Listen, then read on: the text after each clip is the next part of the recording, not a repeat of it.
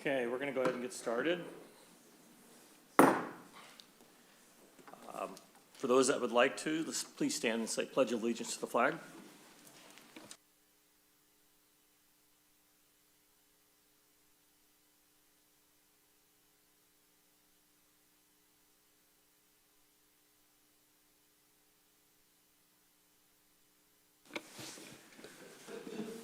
So I want to welcome everyone to the February 7th, 2024 Conservation Commission meeting at City of Revere. Do roll call. Toby Cassidy is not here. Nicholas Rudolph. Here. Joseph LaValle. Here. Samantha Woodman. Here. Brian Averbeck. Present. John Shu is here. So we have 5 out of 6. We have a quorum. Review and approval of the meeting minutes. Are there any additions, corrections? Looks good. Make a motion to accept the minutes. Second. All right, all in favor? Aye. All right, minutes are approved.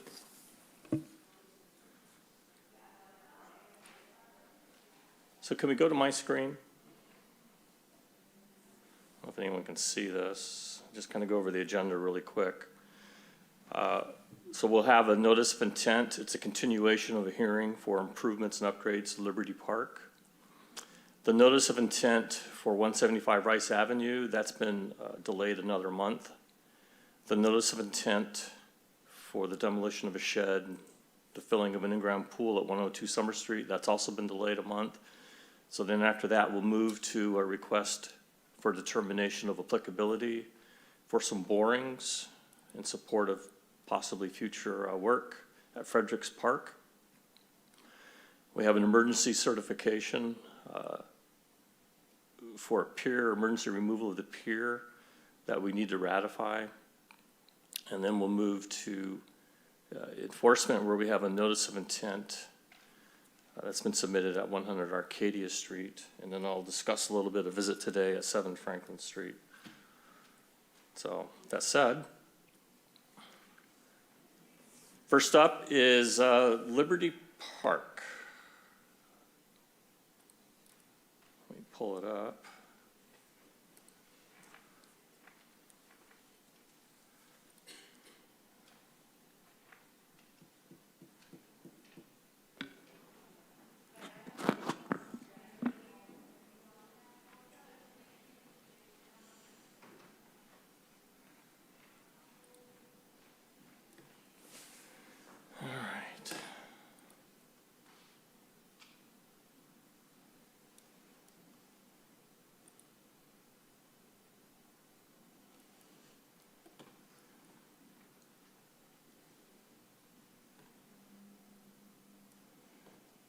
Okay, and just for the people here, we opened the hearing last week on this. We couldn't close it. We were missing some stormwater information. We've received that. And so I've asked the city back to kind of go over the highlights of the project, take final questions from the commissioners, from the audience, if any, and then move it towards a vote. So. Hello. Good evening. Good evening. Thanks for having me here tonight to talk about the renovations at Liberty Park. My name is Elle Baker, Open Space Environmental Planner for the City of Revere. And we've been working on a renovation project in Liberty Park, which is located in North Revere. The park was last renovated about 20 years ago. And this project is being funded by a combination of park grant funds as well as CIT funds. The project will be completed, the goal is for the summer of 2024. And it's really more of a plug-and-play replacement for the most part. So just a quick overview is we'll be removing and replacing the play structures and the benches that are at the existing facility, removing the overhead wires and replacing the lighting with solar. Overhead wires are not permitted on any of our designated park and recreation locations. So going forward, they'll all be removed. Removing the playground mulch and replacing that with poured-in-place rubber safety surface which, as we mentioned in the last meeting, is the more ADA preferable safety surface going forward. And removing the existing asphalt surface and replacing that with a pickleball court. Initially, that was a basketball court. Now, the basketball net has been gone for quite some time. It's been used by cars for parking, so that will minimize that as well. And installation of bioswales to capture the runoff, which is something we haven't had there before. And there will be no impact to the adjacent wetlands as a result of the project. So that's sort of a quick overview, and this is a rendering which we didn't have for the last meeting, but just to kind of give you a sense of what it will look like when it's completed.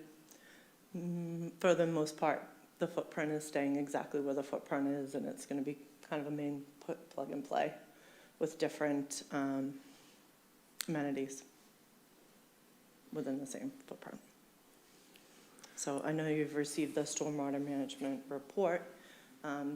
And I think that was really the only thing that you have for since the last meeting. Yeah. And the gist of the report is that there's no impact. If anything, it's a positive impact because we're now providing bioswales for any runoff that happens from the pavement, which was not available before.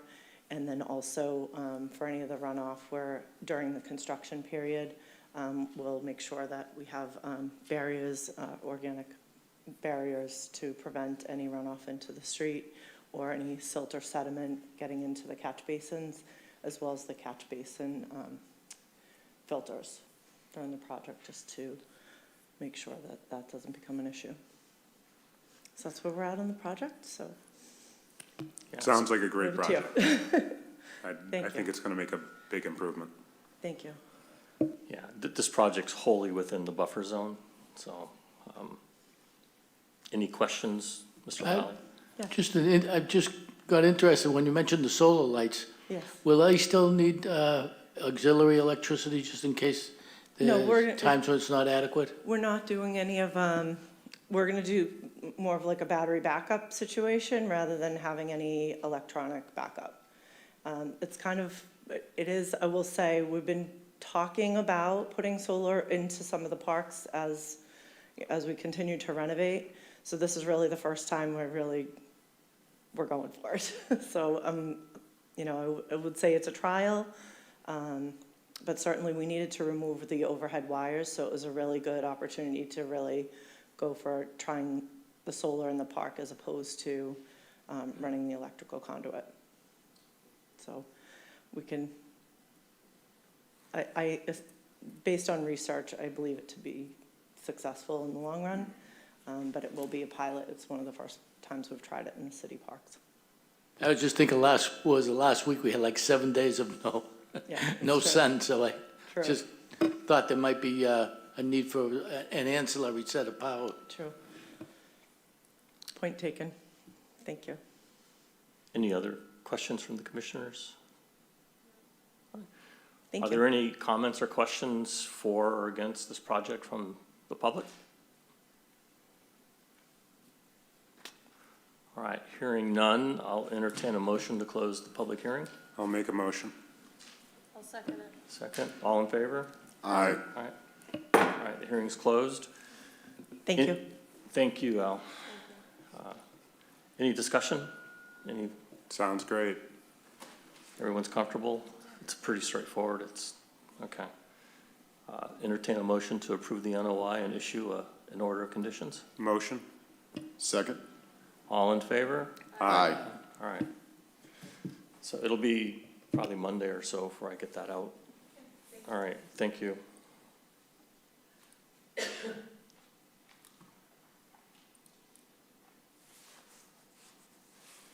All right, next up is a request for determination of applicability at Fredericks Park. This is 15 Everard Street.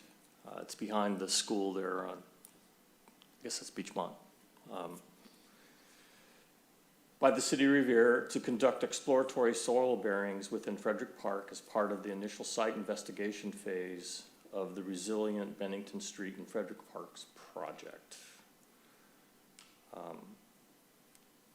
So this is a public meeting and not a public hearing.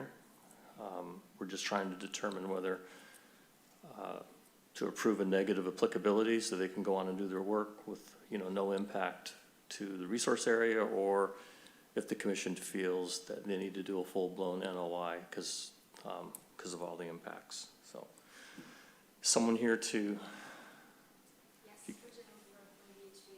I just have some hard copies if everyone wants to read these of the board locations. which one is that? It should be the figure that was in the RDA packet. Which one? How about this one? Coming Can you go to around. my screen? Next one? Might be towards the end after the narrative. Or maybe after the flood. This one? One more, maybe. Yes, this one. All right. Great. So, yes, Bridget Hilgendorf here from VHB on behalf of the applicant, City of Revere, for the proposed soil borings in Friedrichs Park. And so these borings are part of the initial geotechnical investigation phase of the bigger resilient Bennington Street and Friedrichs Park project, which is essentially a flood resiliency study. And the goal of it is to look at a couple of options for flood resilient structures to help protect the adjacent low-lying neighborhoods in the area around the park and Bennington Street from projections of sea level rise and future flooding events. So getting a better idea of the soil conditions can help inform what kind of structures can be put in place here.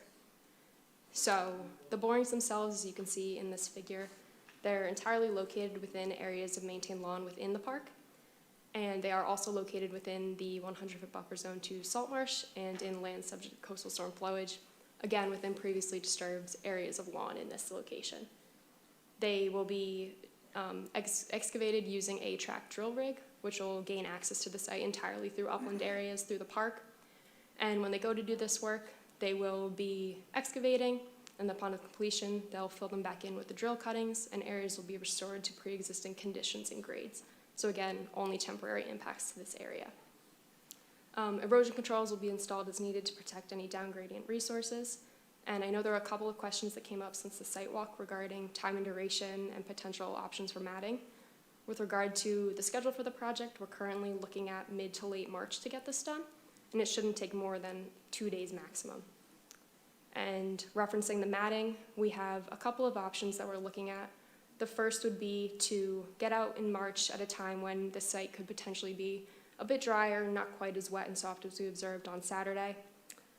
This would be ideal, but if this isn't practical, the next thing we would look at is moving the boring locations further into the park, away from the resource areas, again, trying to avoid compaction, getting drier areas while still getting the necessary information. The third option would be looking into matting, installing some rubber matting in the area to avoid this compaction. We are trying to keep the budget cost efficient for the city, especially because this is operating under a grant. So again, ideally we'd like to move the borings or go at a drier date if possible, but those are the things that we're considering right now. All right, any questions? So is your company the one that would end up doing some more, like a bigger project, or are you just for this aspect of it? My understanding is that right now, Elle, I don't know if you want to speak to this at all, we're working on the feasibility phase of this, but Elle might be able to speak to that more. Hi, Elle Baker. We just spoke. Hi again. Hi Long, again. long time no see. Hi again, long time no see. So this project is a municipal vulnerability preparedness project. Revere is working in partnership with Boston. This project actually came out of a previous project with MVP that went on for 2 years. It was a study of the Belle Isle Marsh and the health of the marsh. Sure. There were a number of projects that were identified that could also help with flood risk reduction for Bennington Street, for the neighborhood, as well as Fredericks Park. So when we partnered together, we were able to apply for the MVP grant, and we have hired VHB as our consultant. So as a result of this project, we're looking for 3 conceptual design plans, just really to about 10 to 20%, to figure out what is the most feasible way forward. So we're now doing a lot of the site investigation work so that we can determine, the consistency of the soils, and that's really going to impact how we decide if we take 3 conceptual plans, like what is the most beneficial and the most realistic way forward based on the site conditions that we have today. as someone who lives in Beachmont, when we had someone who came here, I believe it was 3 or 4 months ago, and showed us up on the screen what a 100-year study looks like for this specific location. Right. And it looked like Water World, basically. Right. The entire school was gone. So with that in mind, with the borings going in, what is it specifically that you're looking for when you're doing that, just from my own knowledge? And if you do happen to find what it is you are looking for from the study, how long do you think it would be before something is actually done to protect the school in that area? Yes, so obviously, we understand the critical impacts and the critical pathways for flood risk reduction throughout the city, in Beachmont and elsewhere as well. So as a result of this, we just really need to understand what the composition of the soil is. So whatever we decide going forward, we're looking at potentially 3 different options. One is, what would it look like if we were to elevate the road? Is that a viable option? We're also working with Mass DOT on the project. We're looking at if we were able to construct some sort of engineered berm of some sort that would protect Fredericks Park, also all the way down to Mount Fern, and then along That's a long VFW. way. And then, yeah, the project area spans Revere and Boston. Okay. So we're right now at the very baby steps, so I feel like telling you exactly what we would do. Sure. I'm just trying to get a not feel for it. But that's basically when we're trying to, the reason why we're partnering is to obviously get some synergy and also have more support as we move forward, because you can't really have a solution for Boston and not a solution for Revere because of the contingent, It's right on the line. you know, yeah. where it, and also when you consider flood risk reduction strategies, you have to look at the whole picture, because we don't want to cause any undue stress on outside areas from the project zone. So we have to have high ground tie-ins and all of that. So this is really just the first step in the site evaluation so that we can come up with the best way forward. Thank you. Is that helpful? Yeah, listen, when I saw the original photo that they had in a previous meeting. It's I scary. So The 100-year thing for this is this super is- scary. I couldn't agree more. Yeah, this is the That's- updated 100-year floodplain Yeah. with the new LOMAR that was just issued. So the school is out of the flood zone. okay. But the parking lot, the street, all Yeah, along. not great. Yeah. So the design plans we would be looking for is a 2070. Okay, So thank you. back to you. In- No, Thank you. Is there any historical, geological study already done on this area that you looked up? We actually do have some previous data that we were able to pull from the planning department. So as we do the site survey, we'll be able to compare that. I'm trying to remember what year it's from. I think it might be 1986 or maybe 88, don't quote me. But there was a study done in the 80s, and we do have survey for Fredericks Park and that area. And we're lucky to have that, because we're going to be able to look into what changes from that 30 point to years. now. So it will be telling as to how it could potentially go forward. So, interesting question, but somebody in our department keeps good records, so we have it. Any other questions? All right. Thank you. So it's a public meeting. I don't need to take comments from the public, but I normally do just for transparency. Does anyone have any questions? All right. So what they're looking for is a negative determination of applicability. Mr. Chairman, Yes. in judgment from other borings that I've seen, unless there's something very unusual about this area, I wouldn't think that's much of an impact at all. I think we could do a negative determination of applicability. Okay. Any other inputs from the commissioners? Well, I would, I'll put that in the form of a motion. okay, so there's a motion to I'll vote on a negative determination of applicability. I'll second the motion. Second? All right, all in favor? Aye. Aye, all right. So, where do you want me to send that to? My email, and then also to LISM would be great. Yeah, Okay. All right, great. thank you very much.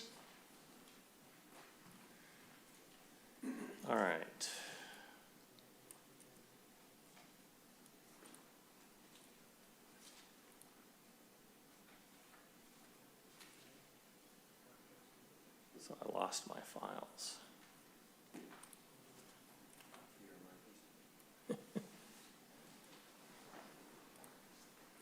View.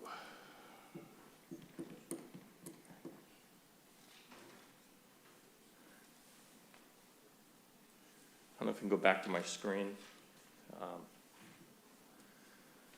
So after the January 13th storm where we had the very high tides and all the wind, this pier that's over there by the new Redgate development, the tide lifted the pier up off the pilings, creating a navigational hazard and a public safety concern because people were walking under it, which, you know, at low tide, I walked out there. So it was requested that the commission issue an emergency certification to remove just the pier, not the pilings, only the piers to get rid of that hazard. For us to be able to do that, it had to be condemned by a city or state agency. So we first tried to get the harbor master to condemn it. Finally, I went to the building commissioner, he condemned it. Once I had that, then I could issue it on my signature. But the regulations require that we follow up and the commission ratifies the certification, even though the work's complete. So, any questions on this? Let's certify it.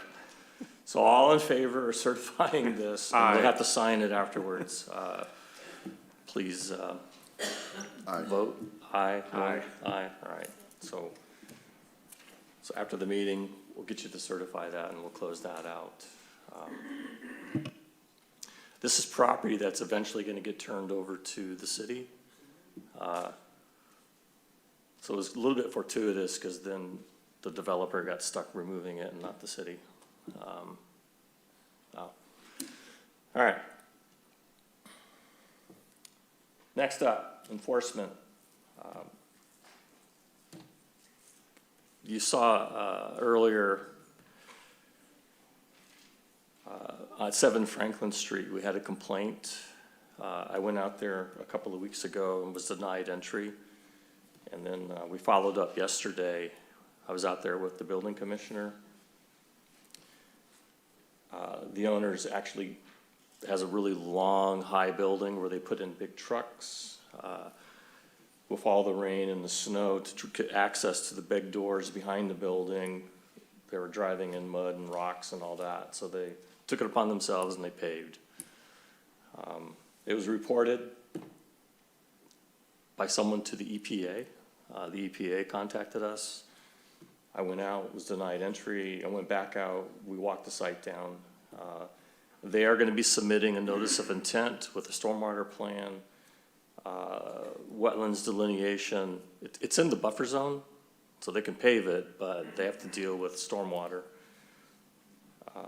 in March, and we'll probably see this in April. Should they not submit that, then I will come back before the commission and request that we issue an enforcement order. So I don't think that'll happen. So that was 7 Franklin Street. And then next up, we have a notice of intent, and this is a result of a potential violation and an enforcement action for 100 Arcadia Street.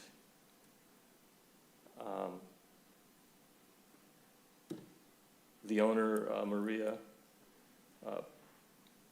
Raftelis, where the initial violation is they paved the backyard of concrete, and then that was done, I guess, several years ago.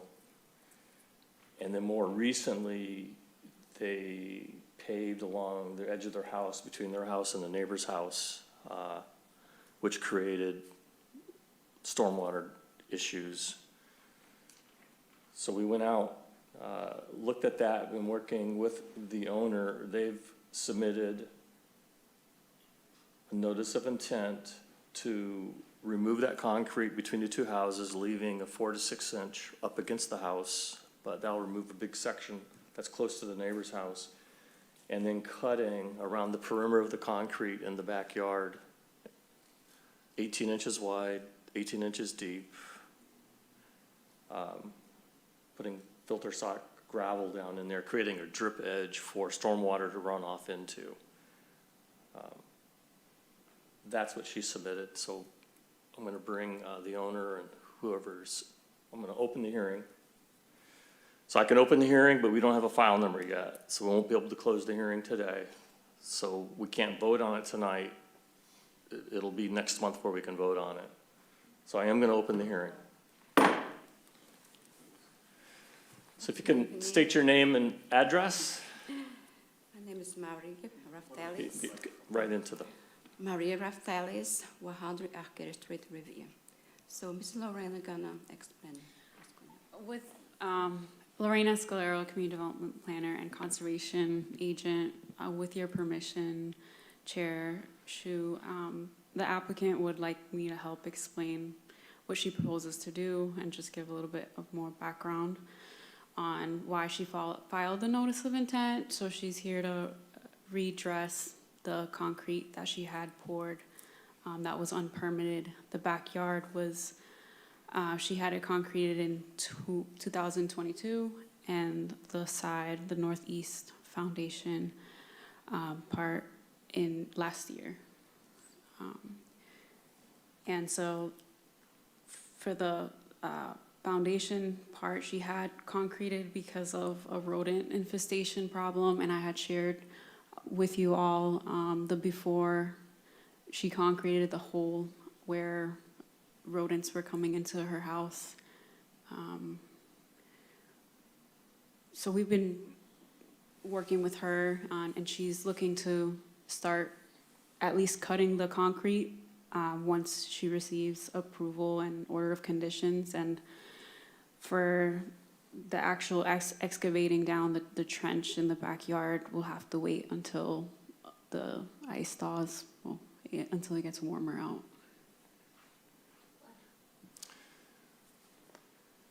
so can you go to my screen?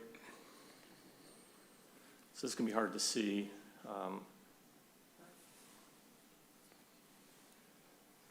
This is, again, the backyard. The X's on this drawing are the fence. In the perimeter is been proposed an 18-inch wide, 16 inches deep, and excavating that all out. If you focus on this little side detail here, the first 12 inches of that would be wrapped in a filter sock with coarse gravel, 3/4 inch to 1.5 inch washed stone. And then the top 4 inches would be 3/4 inch washed stones. This would provide a drip edge and storage for stormwater. This is something the commission has done. Arcadia Street is our problem child, along with the Pines, where people do things without getting permits and coming to the conservation. Patios, raised decks, any concrete poured, it all comes. And I'm gonna take a minute, I'm just gonna show something here. Yeah. While you're pulling that up, John, I just wanted to share with folks that are here, we have been doing outreach and education around what work is required, well, what work needs to come before the Conservation Commission with like a notice to homeowners in multiple languages, so we can prevent that from happening. So, I'm gonna get this as big as I can get it. This comes off Mass Mapper. 100 Arcadia is right here. If you can see my cursor. All of that blue hatched area is marsh. It's just marsh. And then you have the creek, that's, you know, that red line that kind of goes up to the northwest. If I click on detailed wetlands, you can see how it gets dark. That's all marsh. And when we were out there, the commission members that were with us, we were walking around. It hasn't rained for a while. It's spongy and wet. And you can still see water in the marsh even though it's low tide. And I can tell you, going around all of the city, the water table's up high. If I unclick that, if I go to the topographic map, I don't know if people can see that big number 3. That's the elevation there. It's 3 foot above sea level. Everything drains from Revere Beach Boulevard down that way. And if you look over here to the far left of that screen to the west, there's another 3, that's, you know, the marsh. This is all a big, huge flat. And then you have the road and the railroad that kind of prevent water from communicating unless it goes through these creeks.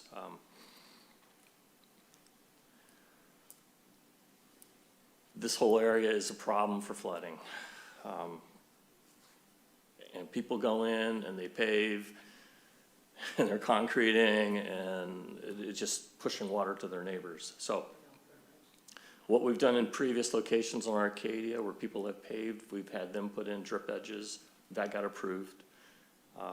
Where there's a deed restriction where they cannot have pavement, we had brand new pavement removed. And in this case, for the commission members,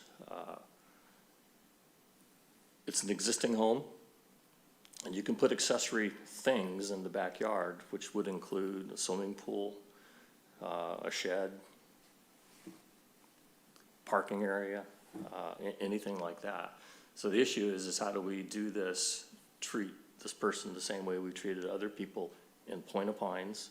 We had another one in Point of Pines, we had them put a drip edge in, and already what we've done on Arcadia. So I think the plan matches that.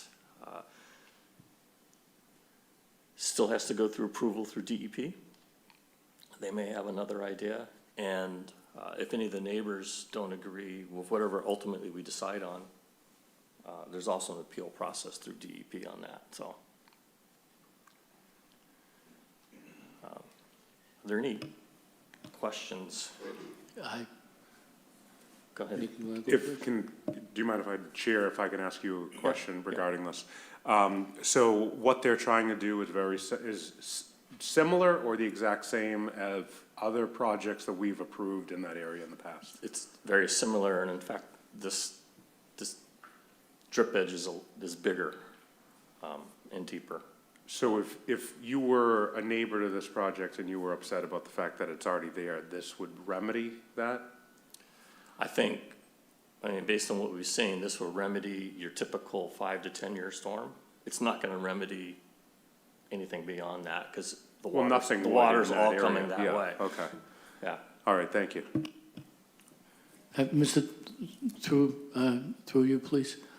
I'm wondering if this was a contractor's idea about the solution for her rodent problem or someone else. I don't know what the thought was behind it. Was it someone with experience with this, or can you get an answer there, please?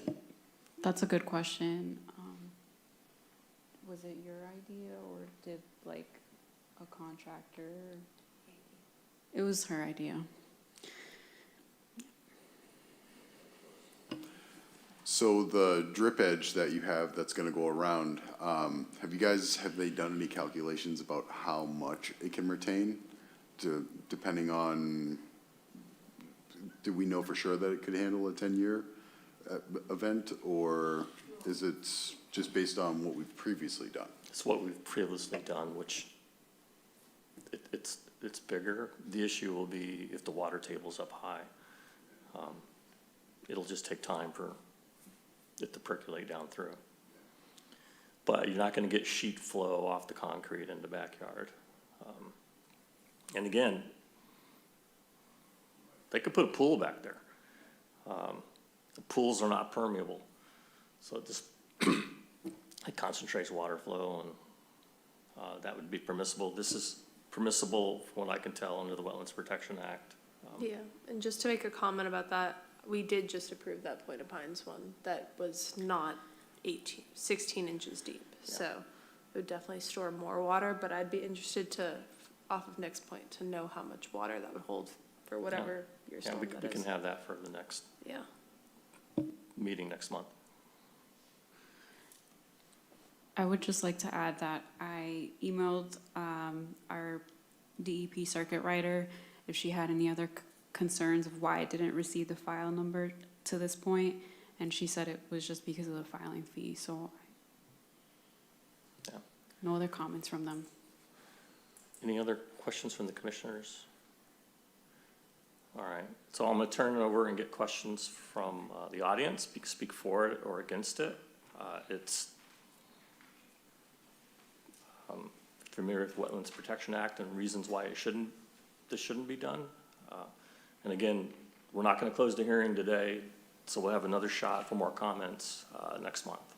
So if you want to approach and state your name and address. Good evening. My name's Lorena Lanza, 98 Arcadia Street, Revere. Good evening. I'm addressing the situation at 98 Arcadia Street in between 98 and 100 Arcadia Street. I've been there for 22 and a half years, and yes, we've always had a situation with water. In 2022, when my neighbor at 100 Arcadia Street built a concrete yard all the way around without a permit, no one said anything. The water started to spill off. I didn't say anything. Then about 6 months ago, it started with, and then it came to the alley, where she started building it and built it on a slant where the water was now going under my house. So now, since this occurred in the last 6-8 months, and I know where I chose to live, sir, it's water area. But you have to understand I'm drowning. This house was built here, this house was built here, and I'm going sinker, I'm going down and down. So now at this point, I can't close any of the windows on the right side of my house, on that side with the 100 Arcadia Street is. I can't lock them, because now my house is shifting. On the water, on the alley where the concrete went, I have pictures there, but no one can really see. The water goes right onto my house. In the yard, the water is so high that you can't mow it. You can't walk through it. My dogs can't go out. It's a swamp. And because of this, when Louis Cavaliero came down at the beginning in October, when she started with the alley, he said it, and she didn't understand that. She said, well, I don't have any water anymore. Well, because the spill off is going into this yard. And, she didn't understand that. I don't know. But it was all coming into my yard. And yes, it's coming into my yard, so my yard doesn't look as pretty maybe as her concrete patio. Mine is a swamp. So what you're talking about, this perimeter with the sides, with the drip, it's not gonna be enough, sir. As you well know, we're in a swamp over there, and you know it. I don't have to tell you anything. You guys have all been down there. You know where you live. We all know where we live. That's not gonna do it. That amount of room with the basin that you're talking about, with the water's gonna go in, it's not gonna be enough. I mean, we simply get too much water. And now with everything there, and the water's just, as you were saying before, how it's seeping, it just sits now. It doesn't go anywhere. The water just sits there. But that's not caused by that. I'm not saying that, but the Yeah. water that's been coming and coming Yeah. and developing because of the spill off from next door. In my house, where my house is, it's not all swamped on this side. It's concentrating right here where the concrete is over here, and here's where it's concentrating right here at the bottom of my stairs. I don't know, you tell me, this is where it's concentrating. So the spill off's coming right there. I mean, you can disagree. Don't know anything about carpentry or building things like this or any kind of stuff like that, but it's just a matter of sense to me that the water's coming there and it's concentrating there and there's a flood. So I don't feel that what the project that you guys have come up with or whoever's come up with that, I don't think that's feasible. So it doesn't appeal to me, so I don't want it. Okay. And both projects that she set out for were pulled with no permit. And the second one, when Louis Cav came down, she said she had mailed in for the permit, and Louis said that that's not the way you do it. And I'm not judging anybody or if no one understands, but, you know, it's a situation where we all have to live in an environment, we have to, the rules, okay? I wanted to put a basketball court, half a court in the back of my big yard 20 years ago, and I wasn't allowed because of the concrete, not allowed, can't do it, okay, fine. And 20 years later, I have a neighbor that built a concrete yard. I mean, you understand what I'm saying to you? It's good for some and not good for others. But whatever, that's a whole nother story. I'm just concerned about my house sinking into the earth and being condemned. I know it seems like I'm jumping ahead, but how much can my house sink before it becomes unlivable? So that's all I can say. I'm just asking for your empathy in how I'm trying to live. You know, I work, my husband works, I run a dog rescue, Paws Pest Prayers, I run it out of Revere. I'm a 501c3 nonprofit. I do my best to save lives, and I just want to do my thing. I don't want to be, you know, live like this, live with this anger and all this stuff going on. My husband and I, it's just not a way to live. Thank you very much for listening. Miss, may I ask you a question? Yes, ma'am. Yes, sir. Hi. How many years did you say they lived there? 22 and a half. Now, when you first moved there, was there a house on 100 Argyle or not? Yes, the fire, 100. I mean, where this house is right now? Yes, but it was a littler house. Then the people that bought it after, the firemen owned it. It was just a small house. Then, with the people after that, added another room on the back. Yeah. Thank you very much. Is there anyone else? Anthony Pazziali, 51 Arcadia. Mr. Chairman, members of the board, I have a question about the drip edges, because there are a number of them now in my neighborhood. Is there a possibility that you guys could do a study to see how effective they have been, if it's an actually good solution? It sounds in theory like it is, but we have there's my neighbor a couple houses down, they poured the pavement and you guys did the drip edge. Looks good. Neighbor across the street has a drip edge. On Ellerton, there's someone with the drip edge. I just want to know if they actually are doing what you guys hope they do, which is basically try to have the net zero runoff. To see if they're, I don't want to So put. again, it's a solution for maybe up to a 10-year rainfall. Which is Which cool. isn't that much, right? Right. And that's not what we're getting. It will not deal with a 25-year storm or any, because you're just inundated and it's so low there. No, I totally, The drip edges are an approved. it's better, right? It's better. You actually get more water coming off of it quicker than you would if it was like pavers. Could I ask, is the drip edge better than having nothing?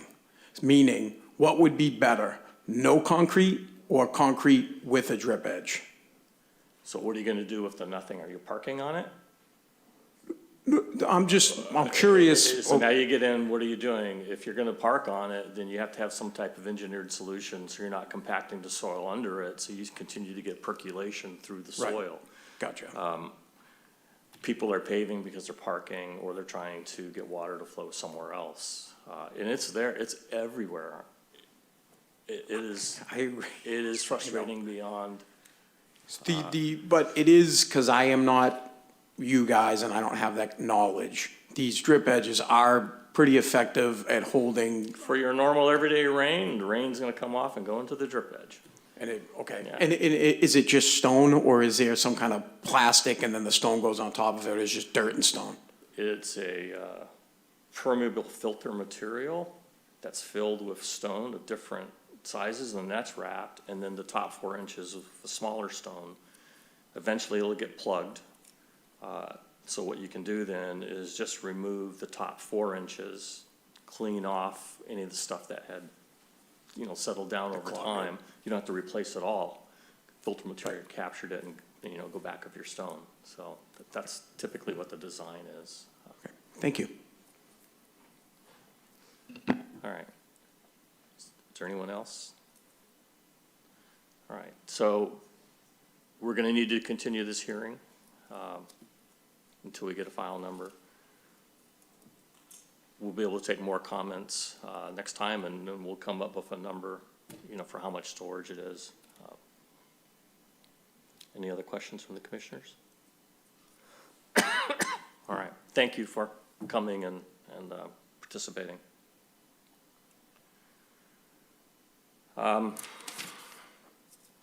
Going back to the agenda. So we've had a couple of records requests. The most current one will be on the next month agenda. We'll talk about that. You can see all the site visits we had: Liberty Park, Rice Avenue, Witten Pier, Summer Street, Everard, 100 Arcadia. We'll put 7 Franklin on the next. And then lastly, I'm gonna do something a little bit different. I think I've told you that the Wetlands Protection Act, the regulations have been revised. There's a draft proposal out there. DEP wants comments, questions. It's 58 sections. I've looked at it twice. I've attended the online hearing. I've attended the online presentation of it. I don't know if you folks have. But what I'm going to do is randomly give you sections of the thing to review.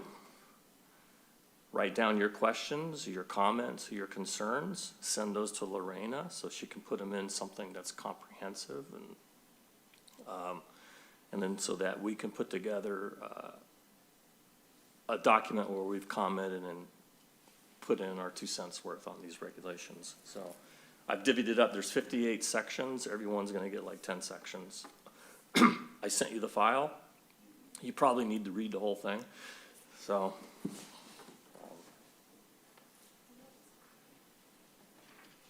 Excuse me? Can I be CC'd in that as the ward counselor? Anything that goes to Lorena? Well,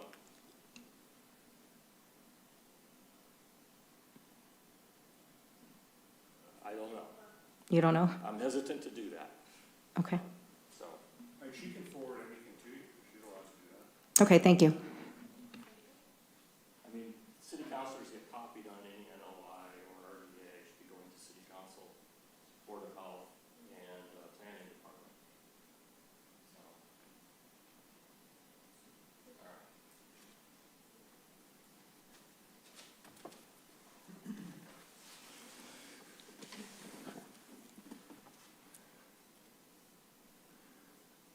All right. All right. I like this idea. Yeah, you guys need to look at the regs and see how they're changing. It's gonna be much more difficult to get things built in some of these resource areas. So like if those pilings disappear for the pier that just got removed, I doubt you ever get pilings put back in. So need to kind of figure out how this works. Where we didn't have standards before for land subject to coastal storm flowage, there are now standards being proposed, so. Okay. Any questions? No, I think the informational sessions were helpful. If anyone needs to still attend them, there might be Yeah. some more. Yeah. Okay, I think that's everything. I Make entertain a a motion to motion adjourn. to adjourn. Second. Second, all in favor? Aye. Aye. All right, we're adjourned.